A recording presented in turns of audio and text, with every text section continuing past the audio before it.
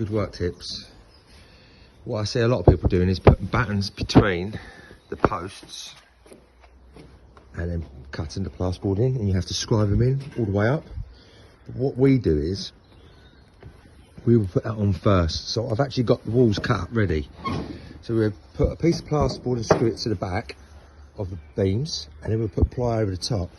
It's got to be thin enough to bend to go with the shape, but at the same time thick enough so the heads of the screws don't go through.